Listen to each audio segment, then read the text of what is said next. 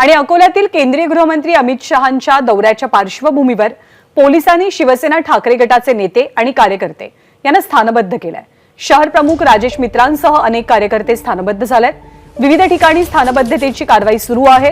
ठाकरे गटाचे कार्यकर्ते अमित शहांचा विरोध करतील अशी शंका पोलिसांना आहे, त्यामुळे त्यांना स्थानबद्ध करण्यात येत आहे। आपले प्रतिनिधी उमेश अलोणे आपल्याला अधिक माहिती देतील। उमेश, केंद्रीय गृहमंत्र्यांच्या पार्श्वभूमीवर पोलीस कशी खबरदारी घेतात?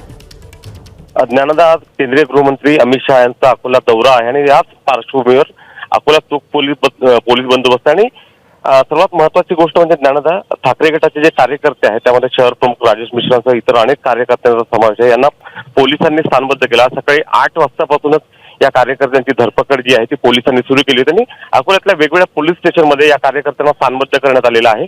अमित शहा यांच्या दौऱ्यादरम्यान कार्यकर्ते काही निषेध किंवा आंदोलन किंवा काळे झेंडे दाखवतील का अशी पोलिसांना शंका होती आणि त्यामुळे ठाकरे गटाच्या कार्यकर्त्यांवर पोलिसांनी स्थानबद्धतेची कारवाई केली आहे। जवळपास 60 ते 70 कार्यकर्ते जे आहेत ते वेगवेगळ्या पोलीस स्टेशनमध्ये स्थानबद्ध करण्यात आलेले आहेत। ज्ञानदा, धन्यवाद उमेश या माहितीबद्दल।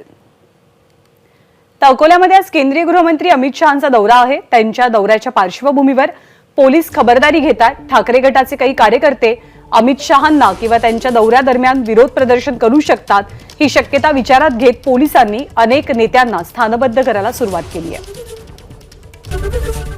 एबीपी माझा, उघडा डोळे बघा नीट।